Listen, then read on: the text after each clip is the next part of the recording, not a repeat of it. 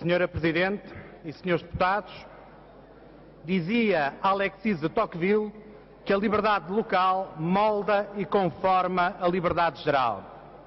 Um dos principais proveitos da liberdade local, expressão tocquevilliana que é sinónimo de autonomia local, será assim o seu caráter influenciador da concepção da liberdade geral.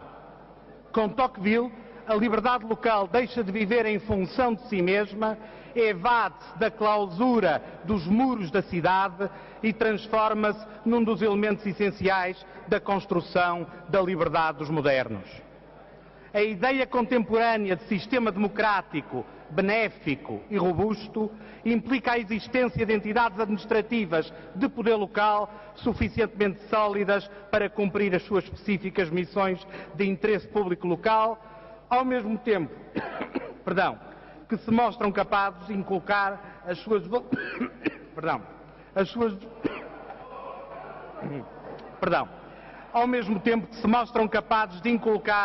suas valiosas lógicas de aprendizagem do alfabeto da liberdade no todo nacional. Se é verdade que não há democracia efetiva sem liberdade ou autonomia local, esta também nunca conseguirá subsistir desprovida de instituições locais habilitadas a funcionar de modo sustentado. A autonomia local só poderá ser forte e cumprir os seus desígnios se dispuser de entidades administrativas locais enérgicas e consistentes.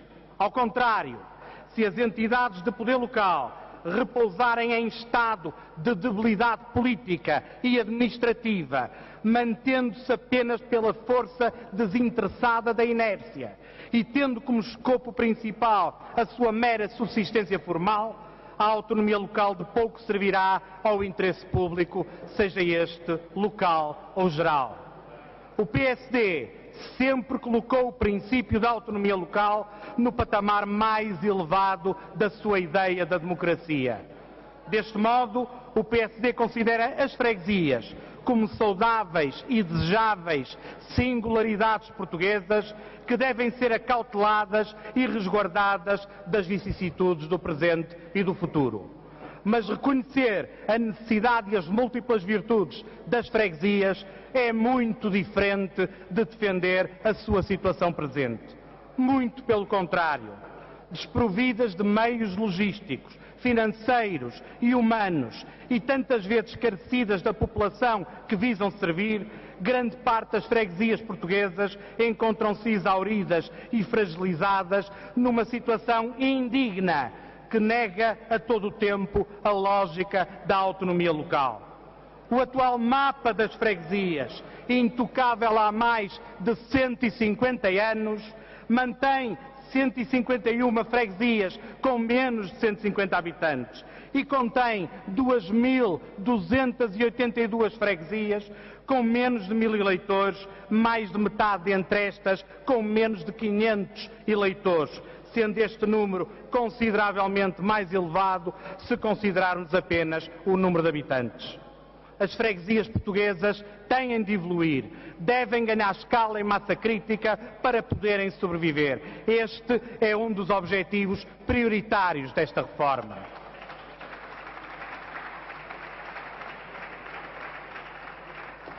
Também, apesar da crise e não apenas por causa dela, as freguesias devem ser reformadas e melhoradas para que se possam adaptar às presentes necessidades públicas e às diversas transformações que o território, a economia e a demografia experimentaram nas últimas décadas. Com o presente projeto-lei e os diversos diplomas que completam a reforma do governo local, intenta-se uma mudança nos cânones de funcionamento e nos figurinos existenciais das autarquias locais para perdurarem no presente século. A Lei 22/2012 assumiu-se como fruto imediato dos contributos essenciais de uma discussão pública intensa que se desenrolou em todo o país. Esta lei fixou os princípios, parâmetros e métodos que presidiriam ao imperativo da reorganização territorial das freguesias. O presente projeto-de-lei constitui o cumprimento estrito das determinações paramétricas da Lei 22/2012, aproveitando o resultado do trabalho da unidade técnica para a reorganização administrativa territorial. Teve em devida conta os limites formais e materiais que condicionam e vinculam o legislador, nomeadamente a consulta prévia dos órgãos locais, a adequação necessária e constitucionalmente exigível na agregação e criação de freguesias, o seu circunstancialismo histórico-cultural, a viabilidade e sustentabilidade das novas freguesias e, sobretudo, a prossecução do bem comum, que procede da intenção clara de fortalecer a freguesia enquanto autarquia local totalmente habilitada a operar no paradigma contemporâneo. E que fique bem claro para todos os portugueses: este projeto de lei não visa liquidar os serviços das freguesias. Este projeto de lei não vai encerrar os edifícios da freguesia. Este projeto de lei não vai conduzir ao despedimento de funcionários das freguesias. Esta é a realidade, estes são os factos, esta é a verdade que está plasmada na norma que todos podemos ver aqui. E quem disser o contrário está a querer enganar os portugueses. A agregação das freguesias vai manter tudo aquilo que atualmente as freguesias executam em prol das populações. Apenas os cargos políticos serão reduzidos, mas tudo o resto será mantido.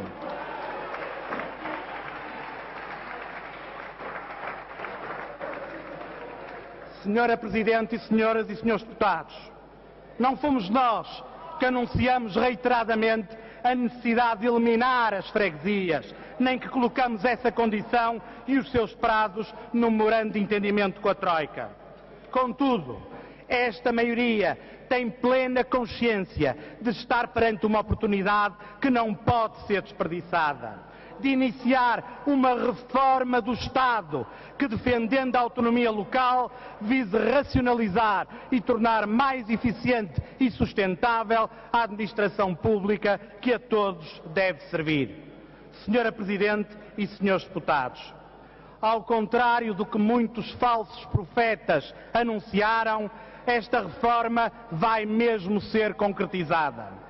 Mas um dos aspectos mais lamentáveis que ela fez sobressair foi o facto do Partido Socialista, esse grande partido autárquico, depois de tudo ter feito para que a reorganização territorial autárquica se transformasse num imperativo do Estado português, movido por critérios politicamente acanhados e grosseiramente eleitoralistas, ter acabado por estacionar tragicamente no lado errado da história da liberdade local em Portugal.